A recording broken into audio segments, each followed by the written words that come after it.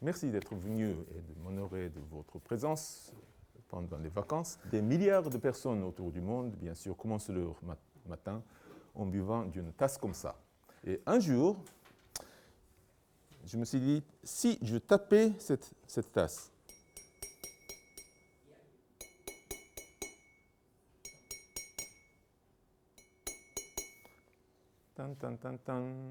c'est le même son partout. C'est sans doute le son caractéristique de cette tasse. Si on prenait une autre tasse, ce serait un autre son, et ainsi de suite. Mais alors, jusque-là, je tapais, si on appelle ce point où est attachée la lance, ouest, le point ouest, j'ai tapé est, nord, ouest, pardon, est, on va l'appeler ça est, pardon, est, nord, ouest et sud. Et il m'est venu à l'esprit d'essayer de taper à des endroits qui sont décalés de 45 degrés. Alors, attention, vous vous rappelez que est donnait ça, nord-est.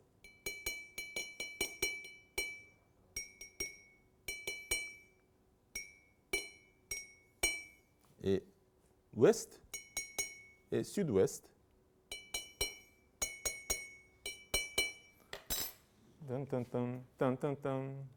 Un demi-ton plus élevé. Alors, qu'est-ce qui se passe? Oui, merci beaucoup de me l'avoir signalé.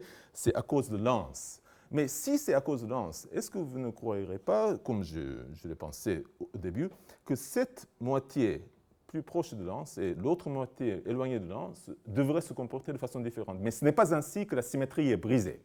En effet, le point le plus proche, c'est-à-dire est, et le point le plus éloigné, ouest, se comportent de la même façon, chantent exactement la même chanson, alors que, décalé de 45 degrés, vous avez un autre ton. Hein?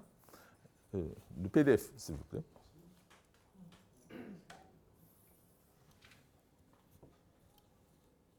Voilà. Alors, qu'est-ce qui se passe? J'ai déjà parlé de cette tentation ou de tentation, c'est à cause de l'anse. Mais ce n'est pas ainsi que la symétrie est brisée. Mais quand même, c'est la clé, si j'ose dire. Ah, bonjour, Marie. Si j'ose dire, c'est la clé de ce mystère. Alors, comme je viens d'avoir ma meilleure amie, on va revenir à la caméra, s'il vous plaît. Parce que on va faire comme, parce que de toute façon, ce sont des expériences qui nous apprennent de belles choses. Alors, je tape sur cette tasse. C'est le même son partout. C'est sans doute le son caractéristique. Mais, je me suis avisé de taper à des endroits qui sont décalés de 45 degrés. Attention, c'était ça.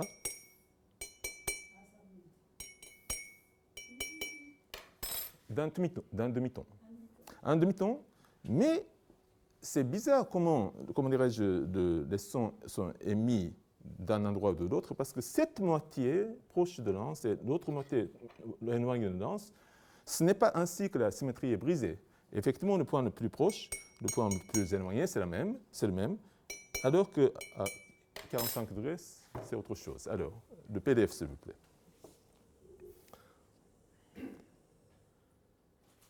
D'abord, essayons de comprendre pourquoi un carré de sommet, un carré de point, émet toujours le même son.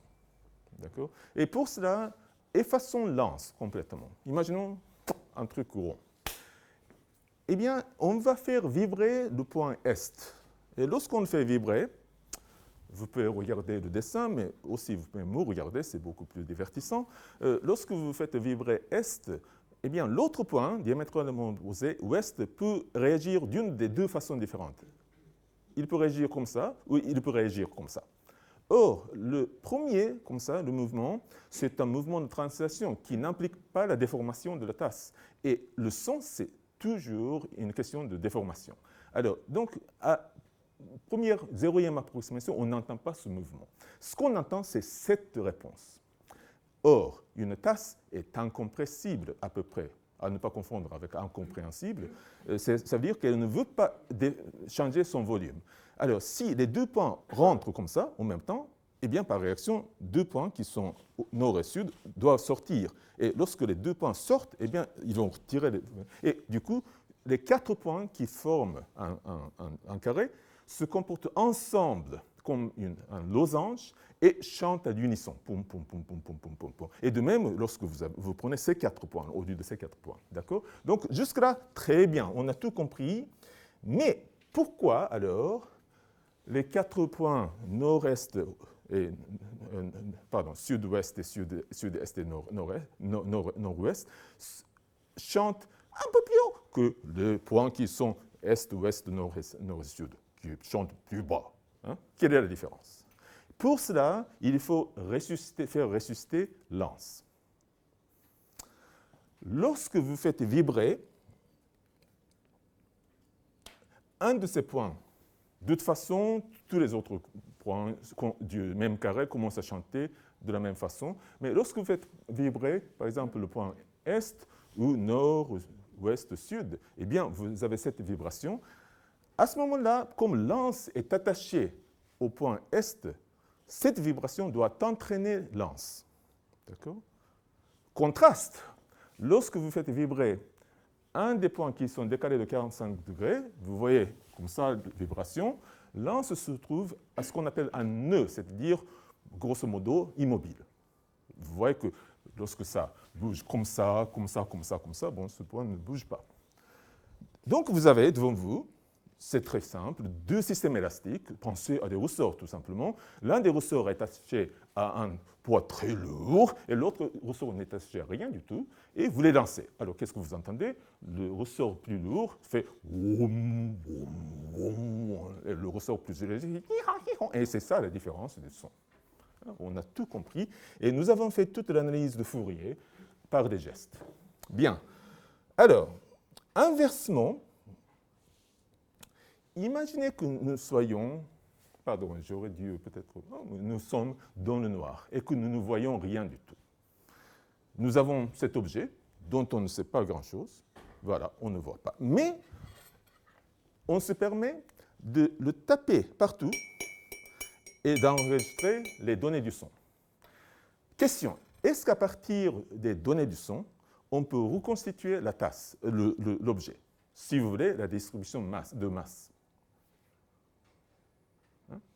Et alors, la réponse est en fait non, comme vous venez de le voir, parce que, en ce qui concerne ce qu'on appelle l'état fondamental, c'est le ground state en anglais, vous êtes d'accord que si l'anse se trouve à l'est ou au nord, à l'ouest ou au sud, on entendra les mêmes sons. Enfin, si on se promène, ce sera la même chose.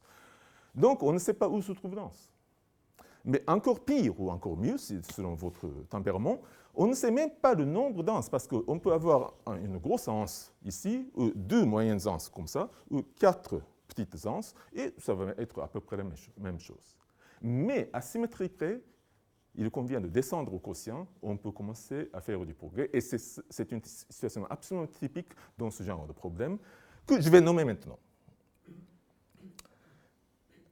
Les problèmes, si j'ose dire, scolaires, consistent à avoir un modèle, par exemple une équation dérivée partielle, et prédire ce qui va se passer, et puis, ma foi, on va voir si la prédiction est en accord avec l'expérience. D'accord? C'est ce qu'on va appeler la résolution va dans ce sens. Mais il existe aussi dans notre vie des problèmes inverses qui partent des données d'observation. Nous avons ces données, et on se demande, mais qu'est-ce qui a pu causer ces données? D'où viennent ces données? Et si vous y songez, en fait, beaucoup de situations dans la vie concernent la résolution des problèmes inverses. Dans la vie de tous les jours, dans la vie humaine qui nous concerne, c'est le problème inverse vraiment qui est important. Hein, d'où vient la cause? Alors, donc c'est un problème typique, si vous voulez, ceci est le problème inverse. Et déjà, il contient beaucoup d'éléments les plus importants des problèmes inverses les plus difficiles. D'accord? Très bien. Bon, un petit avertissement pour ceux et celles qui sont trop éduqués, disons. Alors, dans ce genre de discussion, hein, on songe toujours au célèbre « Can I hear the shape of a drum » de Mark Katz. Ça fait presque 60 ans que ça remonte. Et c'est ce qu'on appelle le problème spectral inverse pour le Laplacien. J'ai mis le moins parce que je veux que le Laplacien soit positif, l'opérateur soit positif. Et on est obligé d'évoquer ce qu'on appelle les plaques de Chladni. Et en fait, tout le monde appelle ça les plaques de Chladni, mais comme toujours, ça remonte à la nuit des temps. Par exemple, il y a une expérience par Hooke, un peu plus, enfin, un siècle plus haut, et qui donnait la même chose. D'ailleurs, Hooke avait un poste à la Royal Society, très jeune à l'époque, et la description du poste était absolument formelle. Il devait, à la séance hebdomadaire de la Royal Society, démontrer au profit des fellows une nouvelle loi de physique chaque semaine. Il a tenu ce poste pendant plusieurs décennies. C'est très bien comme ça. Bon, alors, on fait toujours référence aux plaques de Chladni, mais attention, en fait, c'est une fausse référence, parce que les plaques de Chladni, ainsi que notre tasse, parce que l'épaisseur n'est pas négligeable, sont régies par une EDP, équation de dérivée partielle, de 4e ordre, en théorie de l'élasticité, non pas par le Laplacien. Et en fait, les lignes nodales qu'on observe sont quand même assez différentes. Donc, il faut faire attention. Bien. Une petite remarque encore plus, comment dirais-je, obscure. Scully, 53, pardon. Par ailleurs, vous savez, mes collègues, moi aussi, nous nous intéressons toujours au problème spectral inverse du Laplacien. Mais du point de vue physique, c'est un problème un peu trop naïf. En fait, il serait un peu trop naïf et trop pauvre. Il serait beaucoup plus naturel de travailler sur le Laplacien plus le terme du potentiel. Donc, l'énergie cinétique et l'énergie potentielle. Et en fait, se poser la question suivante. Nous ne fixons pas, imaginons un espace de fonction qu'on va fixer après. Et on se permet de choisir notre fonction du potentiel de cet espace. Et on se demande, bon, pour chaque choix du potentiel, on va étudier le problème spectral, et puis on entend un tel son, on n'entend pas un tel son, et ainsi de suite. On sonde le domaine, on sonde votre variété, et en essayant de prendre beaucoup de fonctions de cet espace, est-ce qu'on peut reconstituer la métrique sous-jacente? D'accord?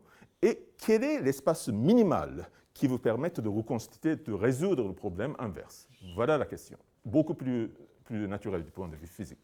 Alors, on sait qu'il existe des variétés isospectrales, c'est-à-dire que le choix de l'espace de fonction est égal à nul est beaucoup trop restreint, beaucoup trop petit. Ça ne nous permet pas de résoudre le problème spectral inverse.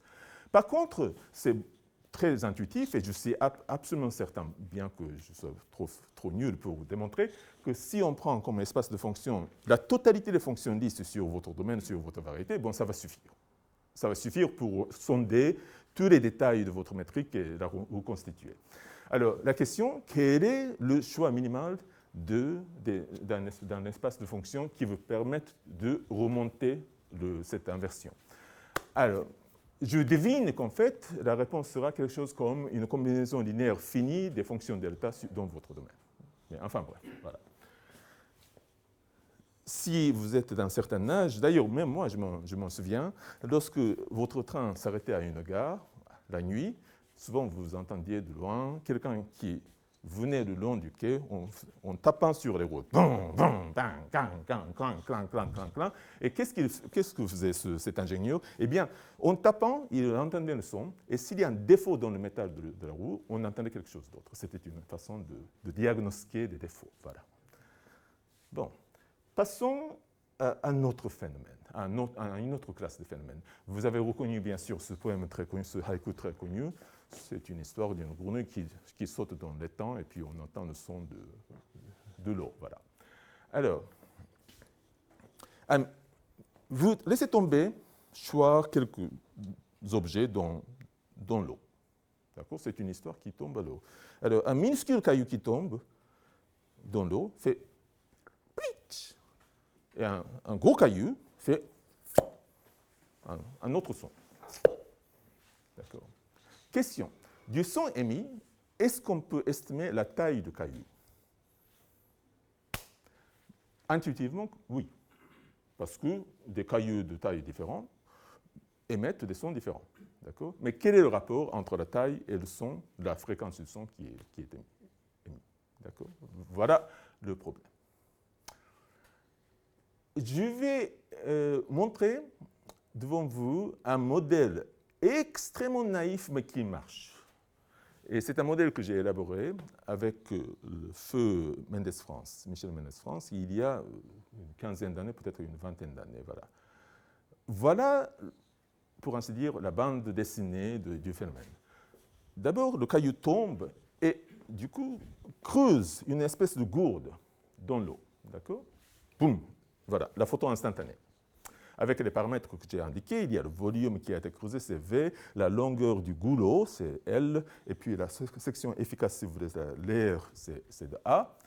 Et ce volume, le ventre qui contient l'air, dégonfle, vibre aussi très très vite, et c'est ça qui fait le son, qui émet le son. Parce que rien d'autre ne sait vibrer, parce que l'eau est incompressible, le caillou, ma foi, ne fait pas grand-chose, donc c'est l'air qui doit être en oscillation. Voilà.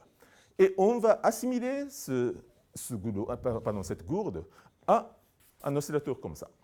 Donc on va dire que le ventre, c'est le ressort, qui est compressible, donc il y a le V qui fait oscillation, qui oscille, et le goulot, c'est un poids qui est entraîné, qui oscille, et qui émet une certaine fréquence, d'accord, dans l'air qui a la pression P et la densité ρ. Alors, qu'est-ce que c'est que cet équilibre de force? Eh bien, on écrit que la masse du goulot, c'est ça qui est entraîné, fois son accélération, Z, c'est le déplacement le long de ce goulot, ou bien le long de ce petit trou qui vient d'être creusé, est égal à la force. La différence de pression d'extérieur à l'intérieur, lorsque la masse augmente, lorsque le volume augmente, bien sûr, la pression tombe à l'intérieur, alors qu'à l'extérieur, c'est toujours la pression atmosphérique, et donc ça repousse le goulot vers l'intérieur, et lorsque ça se comprime, la pression monte à l'intérieur, alors qu'à l'extérieur, c'est toujours l'atmosphère, donc ça remonte et ainsi de suite. C'est ça l'oscillation. Et on écrit ceci de façon un peu bizarre pour mettre en évidence quelques quantités qui nous sont familières.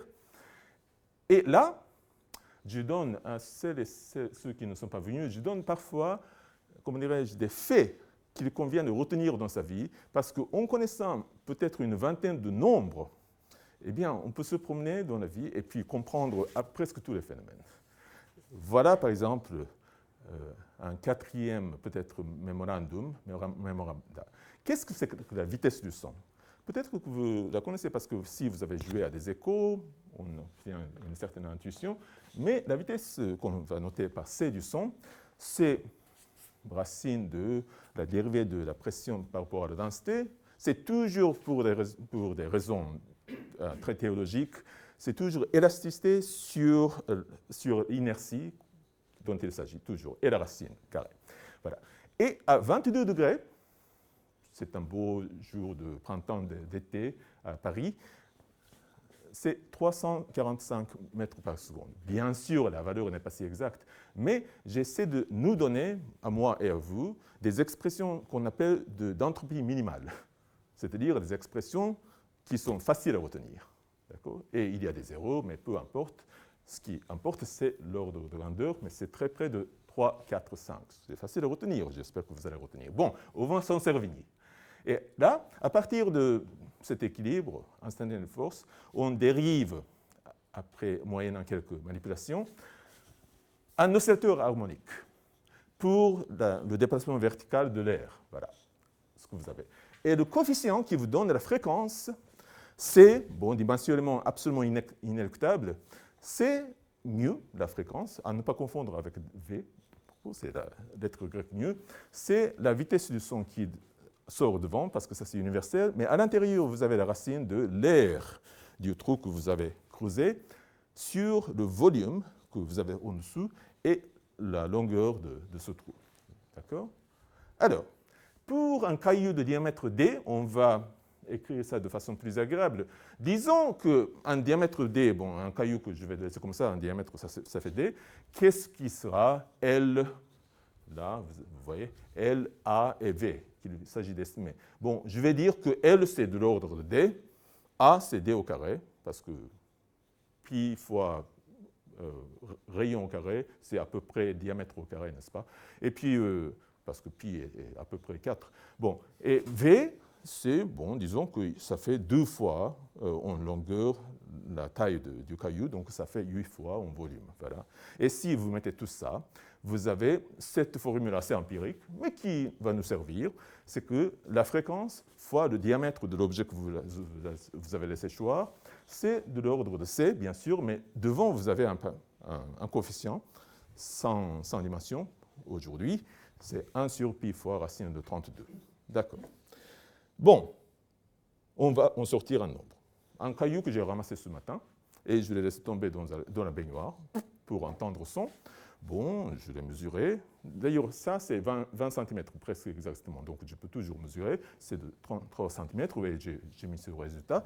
Mieux, on obtient 647 Hz. Et en termes musicaux, ça correspond à E5. Est-ce qu'on utilise cette notation en France aussi? Do, ré, mi, fa, sol, la, si, do, bien sûr, il y a, mais aussi C, D, E, et ainsi de suite. Bon, ça, c'est un peu de façon compliquée. C'est mis au-dessus du do du milieu. D'accord. Voilà. Et ça fait ping, à peu près, si vous avez le oui absolu. Ping, ping. Et ce n'est pas très loin. D'accord. Voilà. Alors, pour tester ce modèle, très grossier certes, de façon beaucoup plus serrée, je vais jouer à un autre jeu avec ça. Vous connaissez ce phénomène corne-brume qu'on obtient en soufflant par-dessus une bouteille de Bordeaux. Bordeaux, hein, pas d'autres vins, parce que je suis de Bordeaux. Est-ce qu'on comprend ce son? Qu'est-ce qu'on entend? Et si vous prenez une petite bouteille de bière, ma foi, ce sera autre chose. Alors, on va essayer d'estimer cela. Là, nous utilisons la même formule, pardon. Est-ce on peut voir ça en même temps? Voilà. Donc, vous avez mu, la fréquence est égale à C sur 2pi, racine de A sur VL. Et là, j'ai mesuré avec mes doigts. Alors, ça, c'est 8 cm, le goulot. L'air, je l'ai mesuré, c'est à peu près pi centimètre au carré. Et le volume, je n'ai pas pu mesurer, mais c'est dit, en fait, on me le donne. C'est 700 cm au cube. D'accord? Et parce que, en fait, la bouteille me dit que c'est 750 millilitres, mais en fait, le vin va jusque-là, donc il faut diminuer un peu. Et si j'estime mieux, j'obtiens comme 130 Hz, c'est-à-dire C3, Do au-dessus du Do du milieu. Alors, j'aurais aimé avoir un piano, et au département de mathématiques de Stanford, il y a un piano dans le salon. C'est le piano qui avait appartenu à Paul Cohen. Et voilà le piano. Et je l'ai contrôlé. Et je cherchais parmi les clés quel est le son. Et en fait, ça a donné B2, c'est-à-dire un ton juste en dessous, c'est-à-dire 123 Hz, soit l'erreur de 5%. Si vous voulez cette estimation, C3, faute d'avoir un piano, quand même l'école normale supérieure devait avoir un piano dans la salle de conférence. Quand même. Bon, enfin bref, je vais vous le jouer sur l'ordinateur. Écoutez, donc l'estimation que nous venons d'obtenir théoriquement, c'est ça. C3. C'est un peu faux, mais très près.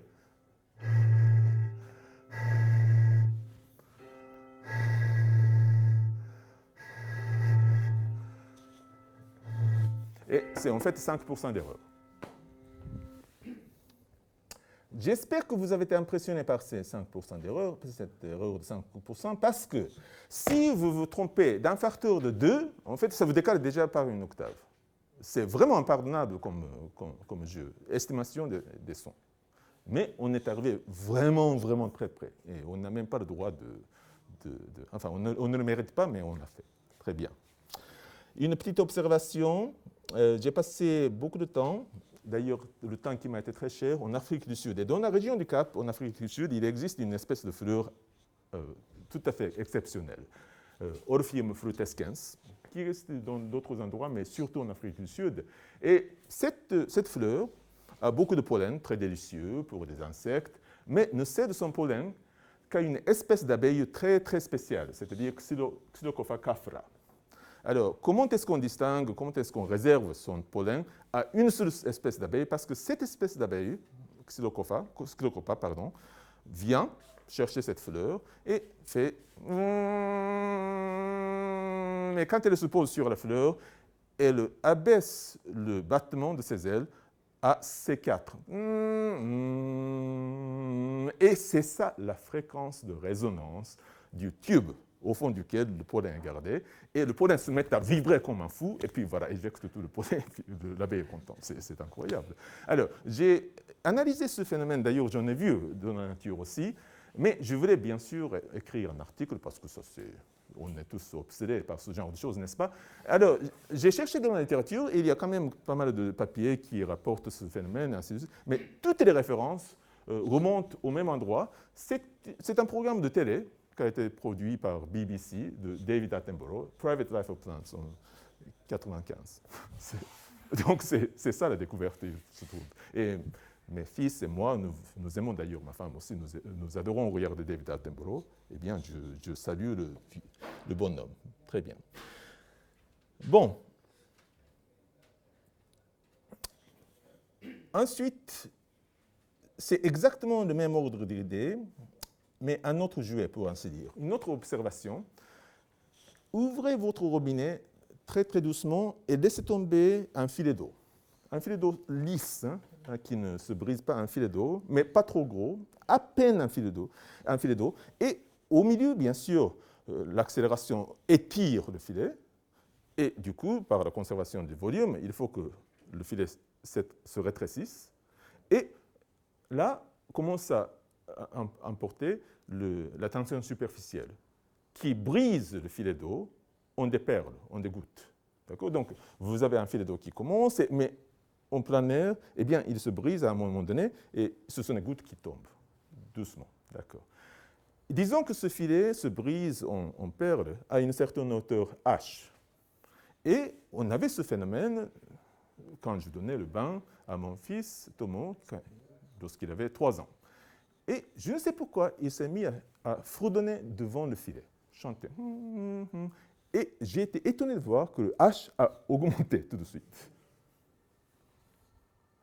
Et bien sûr, j'ai essayé de chanter oh, et ça a rabaissé le H. Alors, qu'est-ce qui se passe? C'est parce que, bien sûr, lorsque vous chantez, vous mettez de l'énergie de vibration qui instabilise le filet et, en fait, brise le filet un peu plus haut, un peu plus bas, c'est ça. Et donc, on a, par exemple, inventé un appareil à mesurer la fréquence du son. Il suffit de chanter à cet objet, et voilà, et puis il vous donne, par la hauteur, vous mesurez la fréquence. Une autre expérience qu'on a découverte le lendemain, on a mis un seau, comme ça, à l'envers. Et lorsqu'on a fait la même expérience, bien sûr, les gouttes tapent sur le seau, ça fait tam, tam, tam, tam, tam, tam, tam, tam, tam, tam, tam. Et lorsqu'on a commencé à chanter, tam, tam, tam, tam, tam, tam, a commencé à s'accorder avec le chant, avec le fredonnement. Parce que la fréquence avec laquelle ça tape est reliée, bien sûr, à la fréquence de mon chant, parce que ça brise les perles avec certains écarts plutôt que d'autres, et ainsi de suite. C'est ça qui détermine la fréquence. Et bien, tout marche ensemble, et il y a une résonance automatique. Cela étant, ces expériences sont assez délicates. Tomo et moi, nous avons dû essayer beaucoup de fois, mais ça marche. Ça marche, d'accord? Très bien. Bon, avant notre repos, bien mérité, surtout pour vous, nous allons faire une autre page.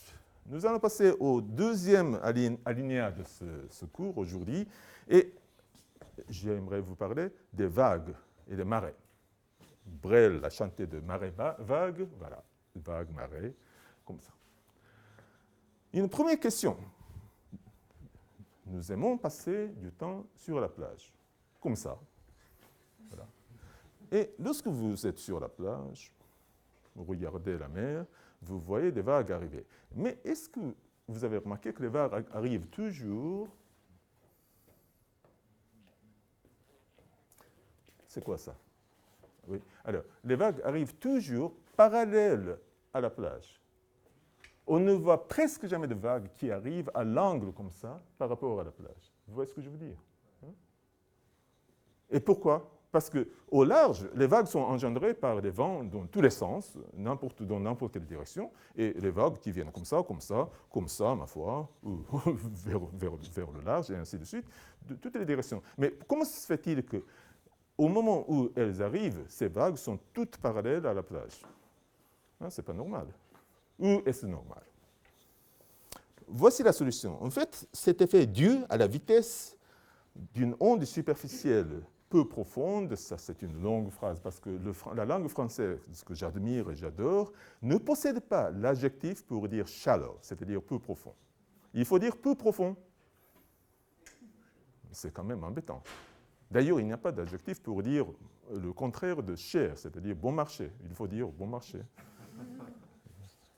Enfin bref, donc on est obligé d'écrire cette longue phrase, peu profonde. Je vais expliquer tout de suite ce qu'on appelle par peu profonde, mais lorsque vous avez une vague comme ça, et vous mesurez la longueur d'onde, sur une profondeur h, disons, la vitesse à laquelle ce genre de vague se propage, cette onde se propage, c'est racine de GH. Je vais vous l'expliquer dans un instant.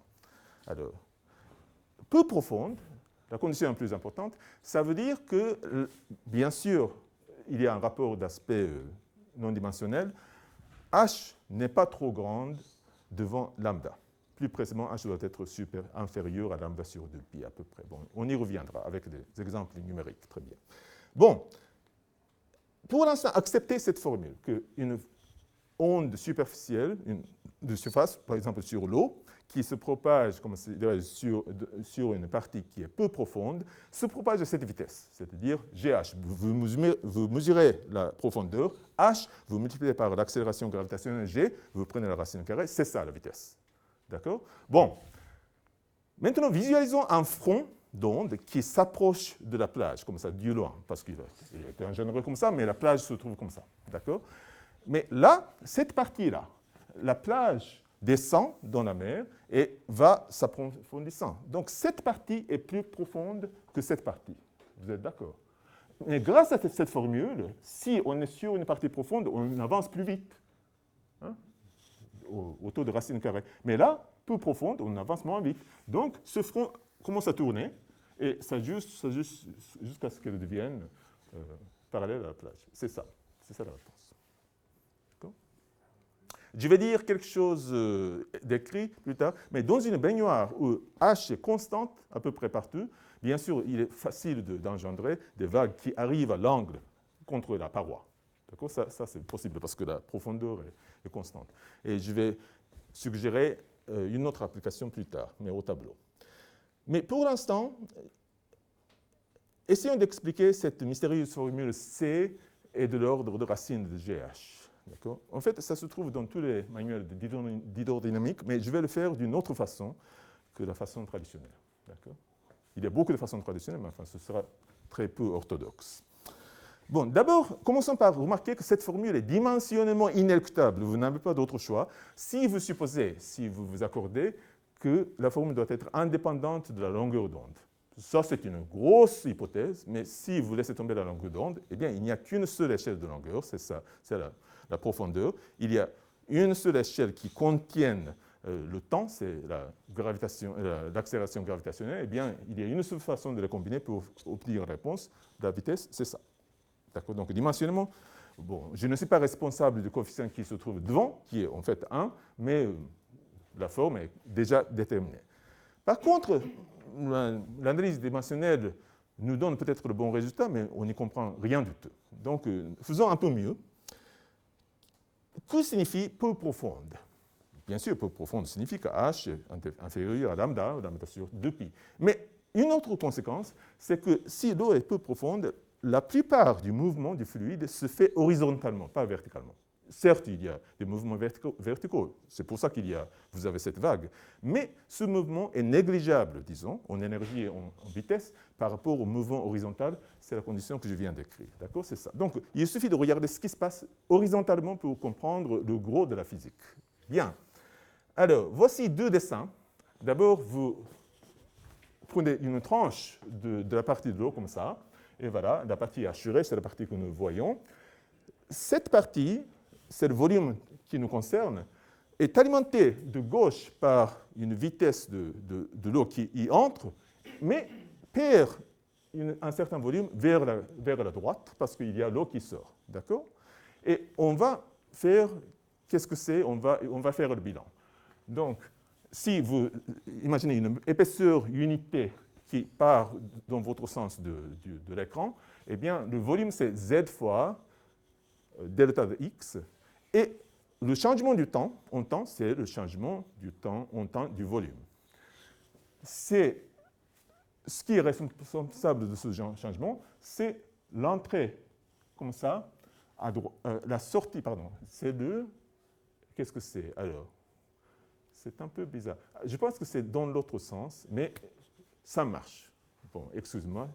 D'ailleurs, lorsque je mets les notes en ligne, je vais corriger, nettoyer tout ça. Mais enfin, vous avez ce qui entre et ce qui sort, et vous faites la différence, et voici la première équation que vous obtenez. Le deuxième dessin concerne la quantité du mouvement, loi de Newton si vous voulez, mais par masse, parce que la densité est constante.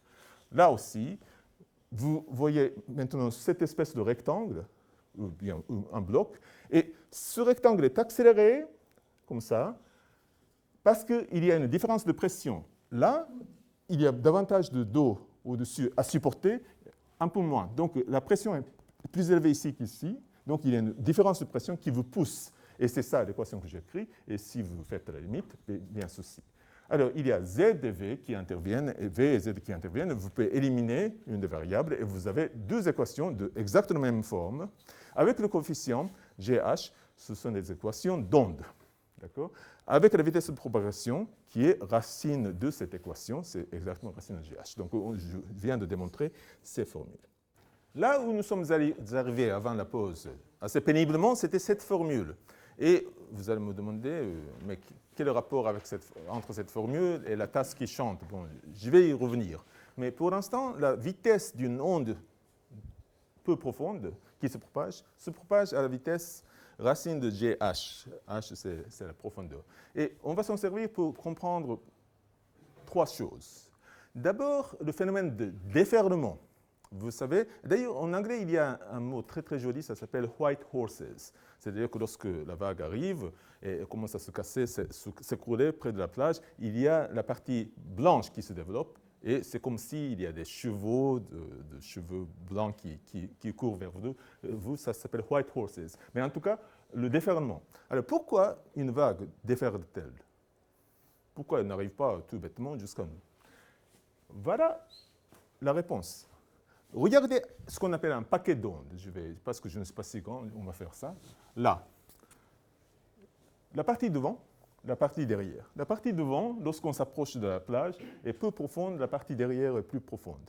Mais selon cette formule, si vous y croyez, ça veut dire que la partie devant va plus lentement, la partie derrière va plus vite. Mais ça veut dire que ça se comprime de plus en plus et en fait, la crête devient de plus en plus aiguë et à un moment donné, la crête n'en peut plus, elle s'écroule. Et Stokes, il y a longtemps, en fait, a trouvé, et c'est assez près de l'expérience, que l'angle limite de cette crête, c'est 120 degrés. Et c'est un argument très très joli qui a un rapport avec l'unicité, enfin de multivalence d'une fonction et ainsi de suite. Mais si l'angle est inférieur, ça se casse. Voilà. Et c'est universel pour n'importe quel fluide assez raisonnable. Voilà. Et donc, ce dessin est très exagéré. Bien sûr, il n'y a aucune chance qu'une crête soit de cet angle-là, comme le dessin. D'accord? Alors, avant de partir sur l'application suivante, qui est très très grosse, j'aimerais proposer une petite idée dans l'intérêt public. Imaginons que vous avez une ville côtière qui est protégée par un rempart contre des tsunamis, et ainsi de suite. Vous avez votre chère maison là-bas et des petits enfants qui jouent à l'intérieur. Mais là devant, disons que vous ayez la partie de la mer qui est... Alors, je vais écrire en anglais parce que je ne veux vraiment pas écrire peu profond tout le temps. Je suis vraiment désolé, c'est la seule fois que je me sers de l'anglais. Alors, vraiment, c'est dommage. Alors, disons que c'est peu profond au milieu, mais là, à côté, vous avez la partie qui est profonde. D'accord? Hein? Ça, c'est une situation très dangereuse, si vous l'avez, parce que la profondeur, c'est l'index de réfraction d'une onde. Et donc, vous voyez, lorsque le front arrive comme ça va plus vite, mais ça se ralentit. Donc, en fait, cela focalise la vague et toute l'énergie sur votre maison. Alors, ce qu'il faudra faire, si vous avez le moyen, c'est de creuser certaines parties et de remplir d'autres parties du fond de la plage, comme ça, pour rendre la partie juste devant votre ville profonde et à côté moins profonde. Et là, par le même argument de l'index de réfraction, vous allez défocaliser et vous allez étaler sur une plus grande superficie. Ça, c'est quelque chose qu'on peut utiliser. De même, en sens transverse. Et que je sache, ce n'est pas utilisé en fait. Hein. Si vous avez par exemple la partie de la mer qui est comme ça, hein, donc qui s'enlise de plus en plus, ce qui est tout à fait normal pour la plupart des villes, eh bien c'est très dangereux parce que la vague qui arrive devient de plus en plus, et ça va sauter. Alors que si vous avez des moyens, vous pouvez creuser et vous pouvez faire la géographie inverse, et là, la vague qui est en fait, s'aplatit de plus en plus et rebondira de votre paroi. Donc ça, on peut faire des choses comme ça, juste au fond de la plage. Une petite idée. Bon, alors passons, puisqu'on parle des désastres naturels, à un vrai grand désastre naturel. J'ai un souvenir d'enfance au Japon. Vous savez, le Chili, d'une part, et le Japon, d'autre part, ont un programme d'échange pas très amical.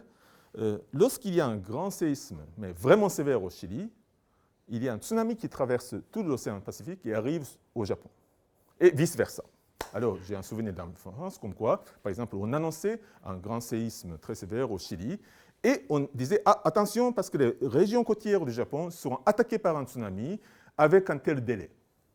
Donc, il faut se préparer, il faut évacuer, il faut se préparer. Et ce délai était toujours un jour, 24 heures. Pourquoi 24 heures, toujours?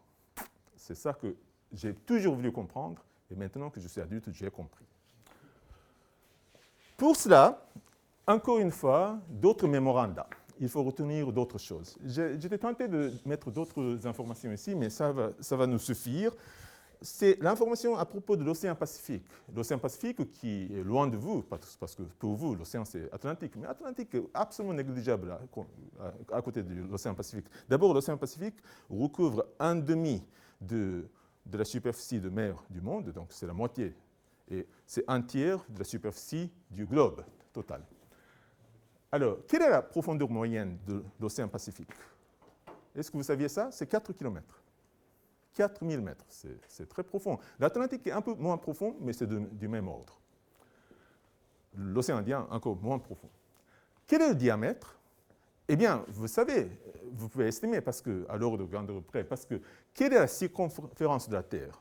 Bon, les gens retiennent, par exemple, on sait quel est le diamètre, quel est le rayon, c'est 6000 combien de kilomètres, mais ce n'est pas le nombre qu'il faut retenir. Ce qu'il faut retenir, c'est que la circonférence de la Terre est exactement 40 000 kilomètres.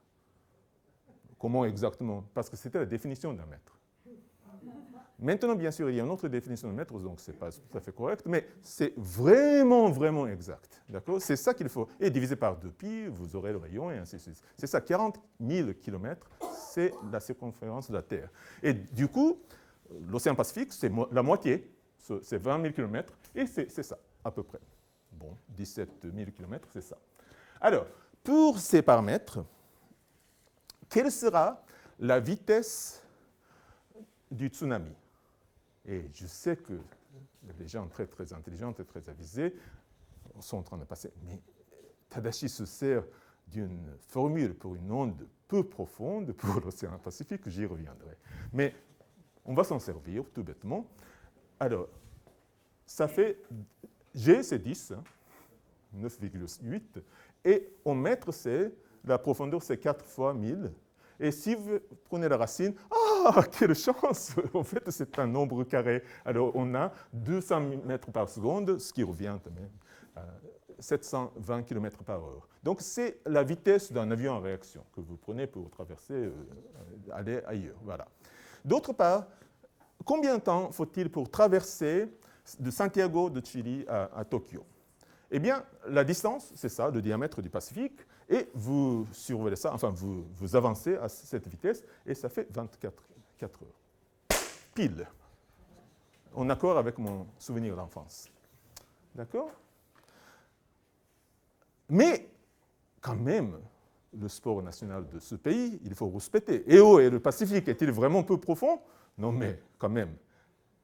Alors, solution 65. Mais vous vous rendez compte de la longueur d'onde d'un tsunami au milieu de l'océan? Il s'étale sur 100 km. 100 km. Une onde de 100 km. Alors, c'est ça, enfin, ce n'est pas à l'échelle. Vous êtes en train de pêcher comme ça, et il y a une longue onde qui passe au-dessous de vous à 720 km à l'heure, mais ça vous secoue d'une amplitude de peut-être 1 mètre. Donc, quelle est cette agitation?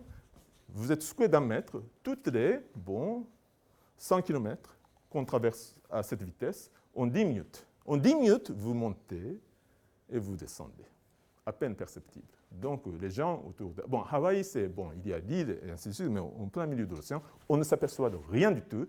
Mais lorsqu'on s'approche des régions côtières, bien sûr, cet effet de déferlement commence à monter l'amplitude, c'est ça le danger qui... Voilà. D'accord? Très bien. Bon, tout ça, c'était en fait une introduction pour dire quelque chose de choquant pendant ce cours. Problème 66. Je suis sûr que, parce que vous avez reçu en tant que normalien et d'anciens normaliens et d'anciens polytechniciens, une excellente éducation à la française, et vous avez vu ce dessin de la marée. Le dessin qui est reproduit dans tous les manuels, hein, et d'ailleurs dans toutes les revues de recherche aussi. C'est-à-dire que, bon, c'est exagéré, la Terre à gauche, c'est ce qu'on met primaire, et Lune à droite, voilà, et un ballon de rugby. Le ballon de rugby, ce n'est pas un problème, parce que, en fait, la marée est un effet, non pas de la gravité, mais plutôt du gradient de gravité. C'est-à-dire que là, il y a un peu moins de gravité due à la Lune, un peu plus. Donc, par rapport à la valeur de la gravité au centre, il y a une différentielle et ça s'étire comme ça d'un côté à l'autre. Ça c'est bien connu. Mais, cela étant, qu'est-ce qui cloche dans ce dessin canonique? Il y a quelque chose qui ne va pas. Mesdames et messieurs, la réponse. Voici le dessin correct. Il faut que le ballon de rugby soit perpendiculaire. Comment? Alors, avant de vous montrer pourquoi, et d'essayer de vous convaincre, avec une expérience sur la table pour résoudre un problème de marée, signalons que, bien sûr, les marées réelles sont à la merci des détails très compliqués de géographie. Hein. Donc, on ne peut pas dire ça et dire, bon, prédire les heures des marées hautes, marées basses, et ainsi de ça, c'est impossible. Il faut en fait mesurer de façon empirique et puis faire des tableaux. Une table, pardon. Mais notre discussion, après tout, suppose une Terre parfaitement sphérique, recouverte d'un fluide parfait, et c'est le modèle qu'adoptent, du reste, les manuels qui reproduisent le canon. Donc, nous allons jouer leur jeu en disant, bon, on va faire le plus simple possible et estimer quelle est la phase de cette marée par rapport à la Lune. D'accord? C'est ce qu'on fait. Mais en réalité, bien sûr, les marées sont très, très compliquées. Bon. Alors, pourquoi ce déphasage? D'abord, l'eau est un oscillateur, c'est-à-dire que vous avez cette nappe d'eau qui entoure la Terre, et s'il n'y a rien d'autre dans l'univers, et que si vous déformez cette nappe, eh bien, elle se met à osciller, d'accord? Parce qu'il y a la pesanteur de la Terre. Et si vous l'allongez en ballon de rugby d'abord, remarquez, il n'y a pas de Lune, parce que nous venons d'effacer la Lune. Hein? Il n'y a rien d'autre dans l'univers, et vous lâchez, eh bien, ça va se faire vous êtes d'accord à peu près. D'accord? C'est l'oscillation libre. D'accord? On se demande quelle est la période de cette oscillation libre. Eh bien, c'est simple.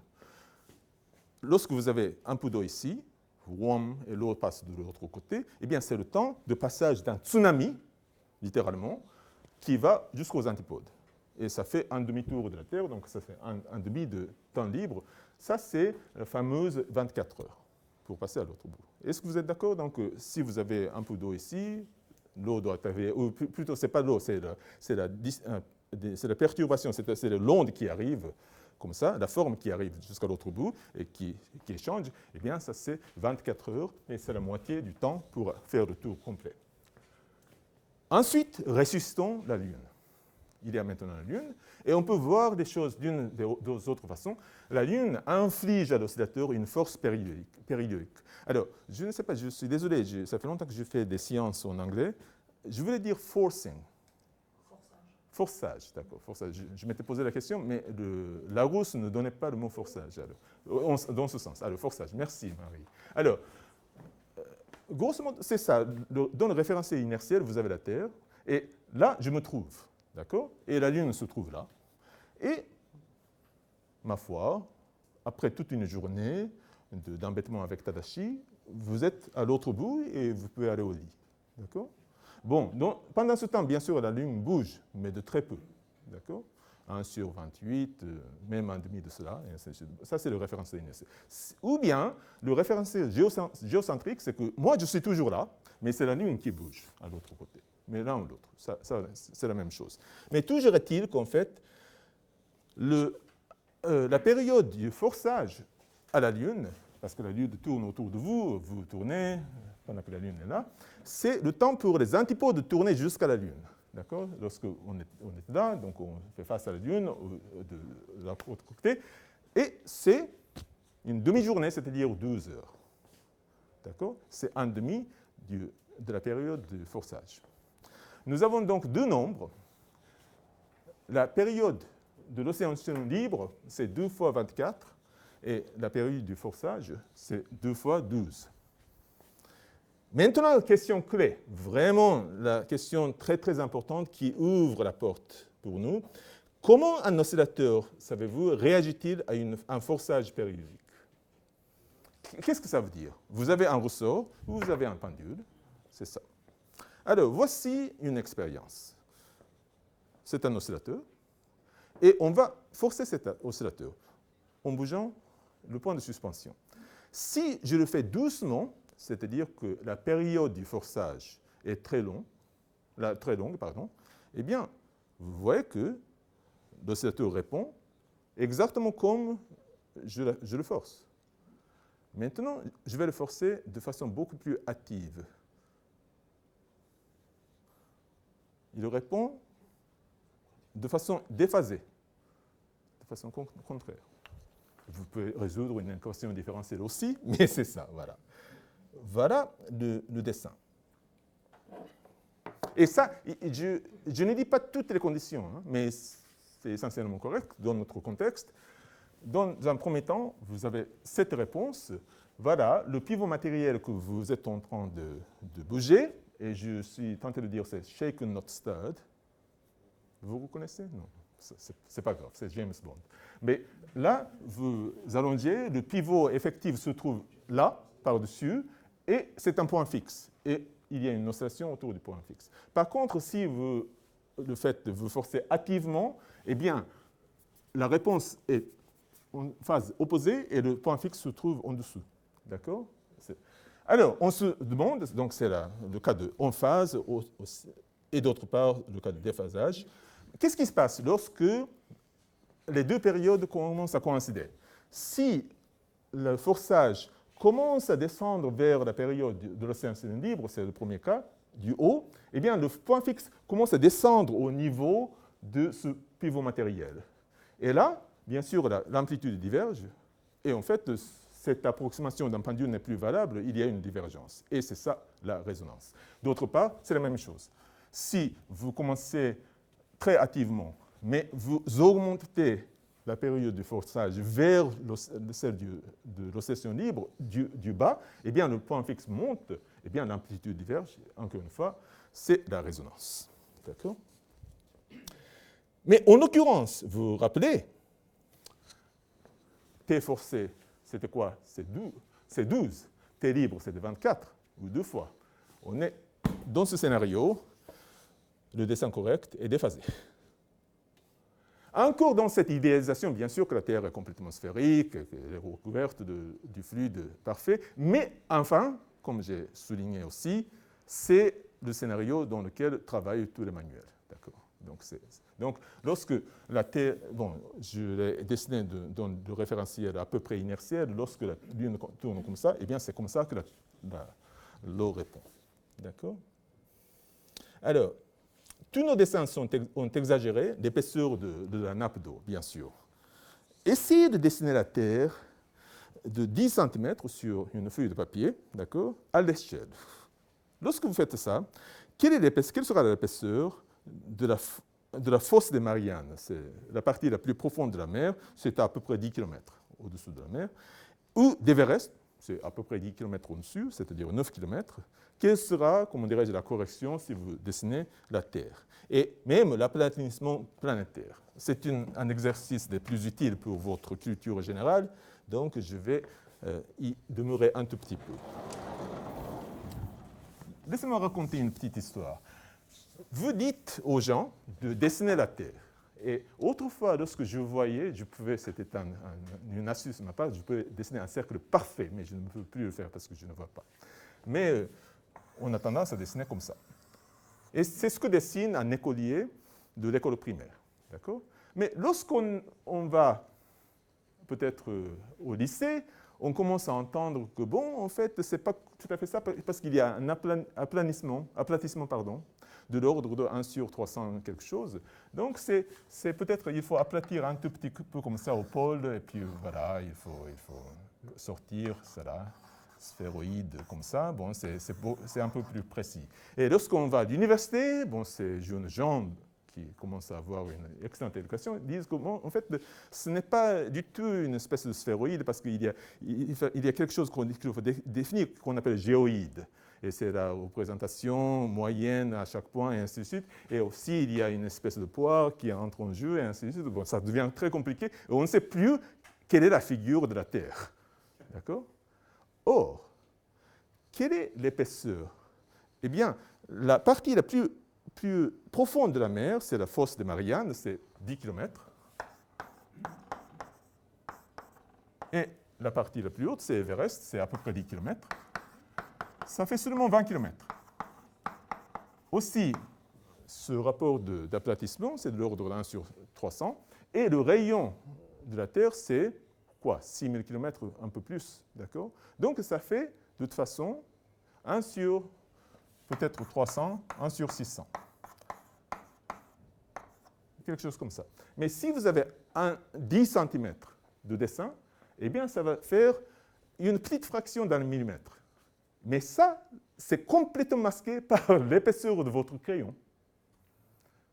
La réponse finale, c'est que la vraie réponse, la réponse la plus exacte qu'il faut faire pour dessiner la figure de la Terre, c'est celle de l'école primaire.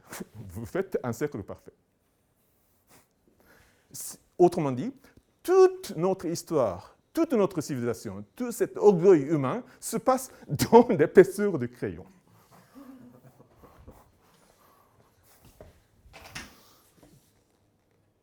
Bon, pour conclure, un troisième alinéa.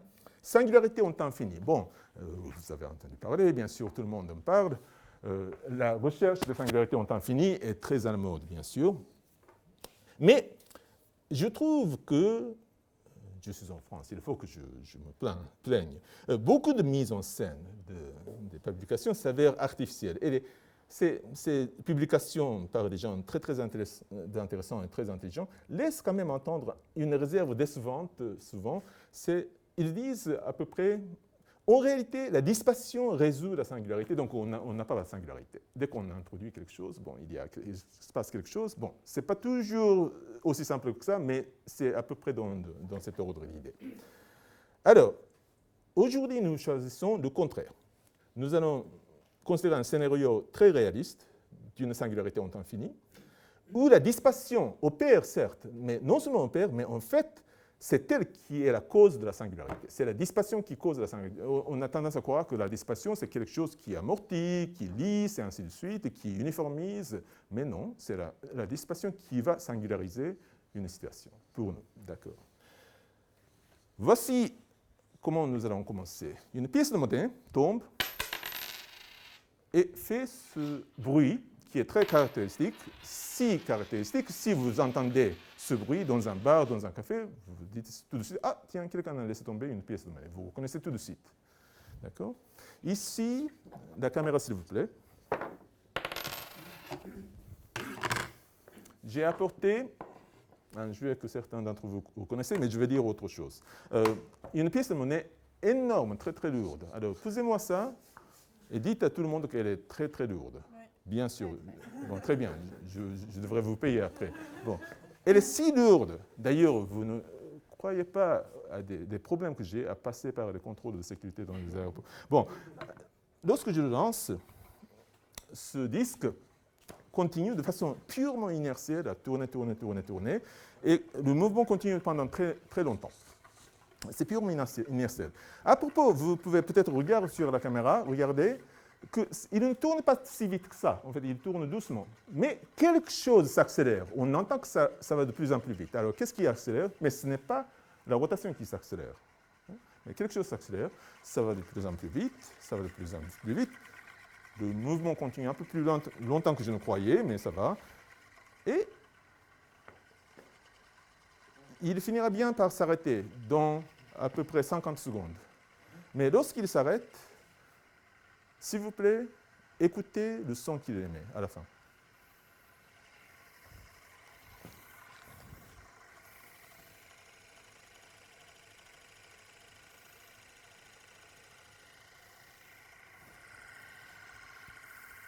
D'accord. Allez, ça arrive.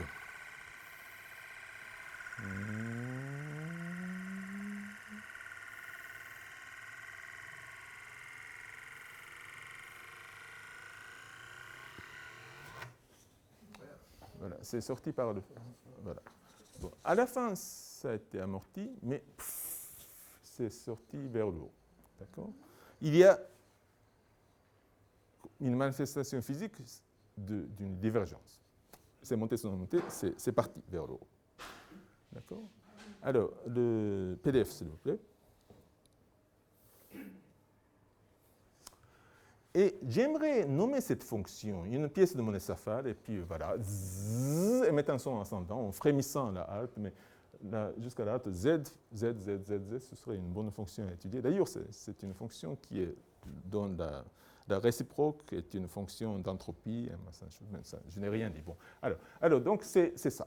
Alors, ce phénomène a attiré beaucoup d'attention il y a une vingtaine d'années, et un article dans Nature attribuait le frémissement divergent à la viscosité, on va l'appeler mu, de l'air piégé sous le disque. D'accord? Donc il y a l'air qui est coincé, c'est la théorie de lubrication, voilà, c'est ça qui fait cette particularité du mouvement. Qu'en pensez-vous? À l'époque, solution 69, plusieurs équipes de recherche ont protesté qu'en fait, des expériences dans le vide, dans la chambre vide, exhibaient le même frémissement, bien sûr sans son. Donc, ce n'est pas bon. Mais hélas, ce genre d'objection ne tient pas. Parce que, comme savait Maxwell, il est presque impossible, dans des conditions normales, de se débarrasser de la viscosité de l'air, du fluide. C'est parce que, endormez-vous, je vais vous réveiller dans une minute. Mieux, en fait, selon la théorie cinétique du gaz, c'est écrit comme la moyenne de la quantité de mouvement, c'est la moyenne par molécule. Donc ça va dans tous les sens, ça change tout le temps, mais c'est la moyenne. Et fois le nombre de molécules par volume, c'est la densité en nombre, fois ce qu'on appelle le libre parcours moyen. C'est-à-dire, ça se cogne, ça va tout doucement, enfin tranquillement, et ça se cogne de nouveau. Quel est le parcours qui a été parcouru? Voilà, c'est ça, L. Et L, c'est de l'ordre du volume qu'on considère, et puis nombre de particules fois ce qu'on appelle la section efficace par molécule. Donc, on vous présente, si vous passez là, vous ne me butez pas contre moi, mais si vous passez là, voilà, vous me frottez, si vous ne passez pas là, voilà, on se cogne. C'est ça, A. Et de là, on déduit tout de suite que mu, c'est-à-dire la viscosité, est de l'ordre de la quantité de mouvement, mais moyennisée, sur cette section efficace. Et elle est indépendante de la densité. C'est-à-dire que lorsque vous faites descendre la densité en pompant l'air d'une chambre vers l'extérieur, alors on va créer le vide, eh bien, vous avez beau pomper l'air, la viscosité, comme fonction de densité, reste constante à peu près. Et vraiment à la fin, lorsque le vide absolu est près d'être atteint, la viscosité, poum, tombe. Et cette expérience est due à Maxwell, en fait, il a tout compris. Donc, on a fait des expériences dans le vide, mais presque sûrement, ça ne veut rien dire, parce que la viscosité n'a pas été éliminée. Alors, à l'époque, j'avais déjà mon modèle à moi de ce phénomène à Montréal. Je souffrais parce que c'était un postdoc interminable. Mais de toute façon, un postdoc ne peut pas s'offrir le luxe de bâtir une chambre vide parce que ça coûte très cher. Alors, je suis allé et j'ai acheté.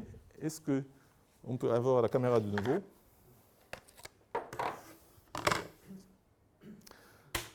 Voilà, un bracelet comme ça, un cerceau. Là, il ne sera pas question de l'air piégé sous le disque parce qu'il n'y a pas de disque.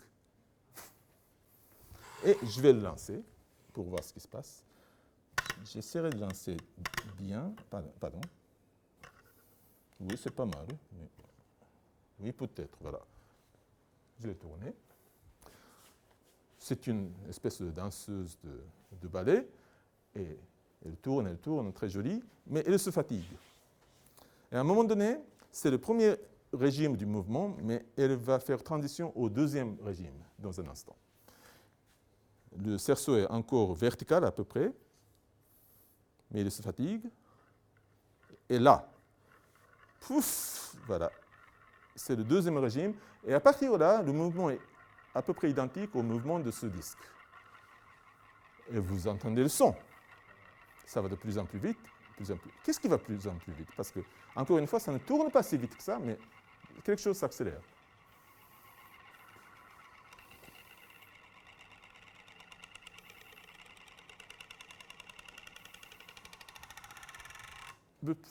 D'accord? Qualitativement, c'est la même chose. Donc, ce n'est pas l'air qui est piégé sous le disque. Il y a autre chose. Alors, le PDF, s'il vous plaît.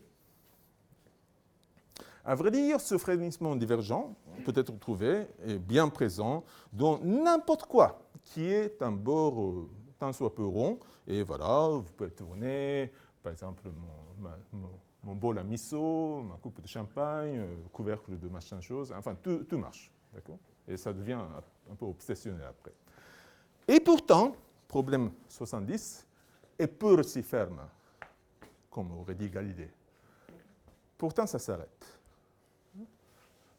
Alors, qui dissipe l'énergie? Voici ce qui dissipe l'énergie. Est-ce que je peux avoir la caméra? Ah non, je n'ai pas besoin de la caméra, pardon. Attendez. Ce qui dissipe l'énergie, c'est la chose suivante. Lorsque ce disque tourne, il y a un point d'appui, un point de contact qui circule. Mais c'est aussi le point, je viens de le dire, d'appui de pression. Et comme cette pression tourne de façon périodique, eh bien, il va faire vibrer et il va envoyer des phonons, c'est-à-dire des ondes élastiques, à l'infini qui emportent de l'énergie qui ne reviennent pas. C'est ça qui dissipe l'énergie. Alors, au lieu de vous baragouiner toutes ces choses, je vais faire une expérience pour montrer que c'est ça qui dissipe l'énergie en connectant le support à un très bon absorbeur d'énergie vibratoire, c'est-à-dire un corps humain. Vous savez que mon bras, un corps humain, surtout le mien, a été conçu par les dieux pour tenir beaucoup de chocs. Si je fais la même expérience comme ça, vous allez noter combien de temps dure l'expérience. Vous êtes prêts? Fini. Parce que toute l'énergie s'est échappée à travers mon corps vers la Terre. On a mis à terre.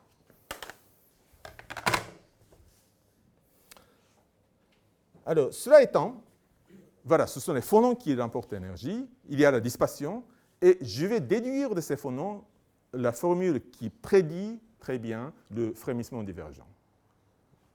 Allons-y. Alors, problème 71. Pour notre cerceau, je dis bien parce que je ne veux pas avoir affaire à un disque quelconque, un cerceau frémissant, comment la fréquence du son émis varie-t-elle en fonction du temps qui reste jusqu'à la singularité, que je vais noter comme ça. Alors, T5, parce que c'est le temps de singularité, mais c'est aussi parce que c'est le temps auquel ça chante. Donc, c'est T5. D'accord? T singularité moins T. Donc, on va mesurer le temps qui reste. Solution 71. On va s'appuyer sur une analogie. Vous connaissez peut-être l'exemple le plus simple d'une singularité en temps infini, c'est lorsque vous laissez tomber un ballon, comme ça, en caoutchouc, qui fait pom, pom, pom, pom, pom, pom, pom, pom, pom, pom, pom, pom, ça va de plus en plus vite. Et c'est un très bel exemple d'une série géométrique qui a un nombre infini de termes, théoriquement, mais qui a une somme finie. Voilà, pom. Voilà, d'accord. Alors, ça, métaphoriquement, ce que je vais faire, c'est de prendre ce rebond et de l'étaler autour d'un cercle pour faire ce cerceau. D'accord? Donc, il y aura une analogie qui peut être mieux précisée entre le rebondissement et battement, parce que ce mouvement, en fait, c'est une superposition certes non linéaire de deux sortes de mouvements. Il y a la rotation qui ne s'accélère pas, parce que vraiment, il n'y a pas beaucoup de moments de force qui entrent, donc le moment cinétique est conservé à peu près, mais il est en train de battre comme ça, et lorsque vous battez et tournez en même temps, eh bien, vous faites ça. D'accord? Et c'est le battement qui diverge, c'est la fréquence du battement qui diverge. Donc, on va faire une analogie entre ces deux mouvements. Rebondissement d'une part et battement de l'autre part. Alors, l'énergie, c'est quoi? J'ai expliqué ces notations, et si les gens qui n'ont pas été pendant le premier cours, ce sont des notations très, très utiles et très rigolotes, je vous invite à regarder mes notes du cours du premier cours. Voilà. L'énergie se comporte à peu près comme la hauteur, parce que c'est le potentiel, mais la hauteur, vous savez, c'est T au carré, parce que c'est 1,5 GT au carré, bon, vous êtes d'accord. Par contre, le T, c'est la quantité réciproque de la fréquence. Donc, on va dire que, non, pardon, ça c'est moins carré, moins 2, pas moins 1,5, pardon, c'est moins carré, parce que T, la fréquence c'est 1 sur T, donc c'est moins 2 ici, pas moins 1,5. Je vais corriger ça dans les notes. D'accord? Ça, c'est la première relation. La deuxième relation, on va se demander à quel taux, à quelle raison l'énergie sera-t-elle dissipée. Donc, on va dériver l'énergie par rapport au temps qui reste, mais comme, ma foi, c'est moins ddt de E. Et voilà une hypothèse, ansatz, que je vais introduire. Et cette hypothèse ne vient de rien du tout. Il faudra qu'on la vérifie sur les données d'observation. D'accord? Ansatz, je vais dire que, bravement, qu'en fait, cette dérivée en temps de l'énergie doit être proportionnelle à la fréquence de battement. Plus ça se bat, plus ça perd de l'énergie. Parce que le battement, c'est exactement ça qui éjecte les photons. Et chaque photon emporte une certaine quantité d'énergie. Voilà, c'est ça le taux de dissipation pour moi. Point crucial. Alors, de ces deux choses, c'est très simple parce que vous avez la dérivée en temps de E est égal à la fréquence, mais fréquence est associée à cette fréquence, est assimilée à cette fréquence, et de là, il y a une équation différentielle en E qu'on peut résoudre, les lycéens en terminale peuvent résoudre, et la conclusion, encore une fois, ça c'est pas moins 1,5, c'est moins 2. Hein. Alors, c'est E2, 3 sur 2, se comporte comme le temps qui reste.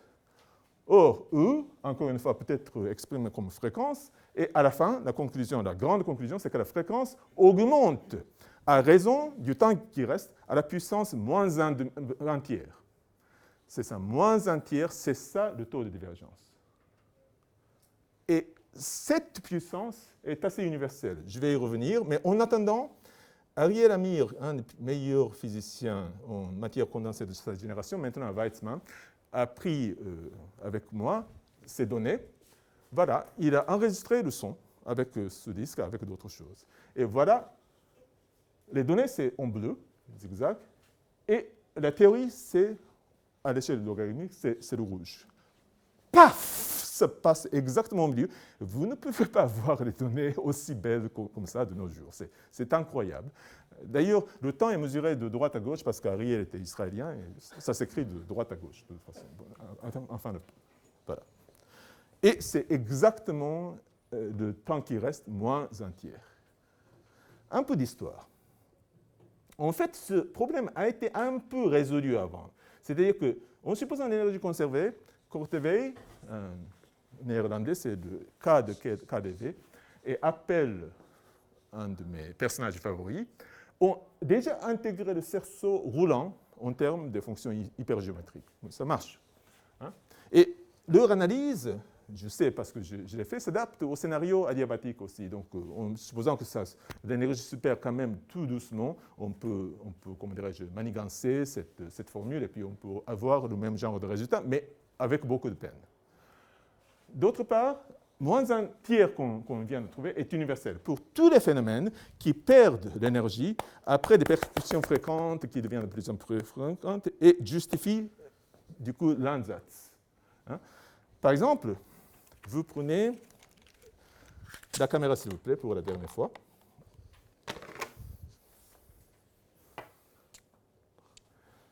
Voici deux aimants super puissants faits de néodymium. Et lorsque je les lâche, ça fait ça. Ah, c'est beaucoup trop puissant. Et je les lance en l'air, c'est mieux.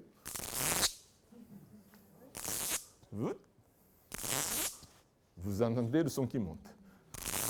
Eh bien, vous pouvez l'enregistrer, l'analyser, c'est moins un tiers.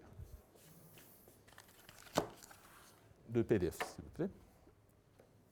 Ainsi, nous sommes arrivés à la conclusion au terme de ce cours. D'abord, c'était la tasse qui chantait.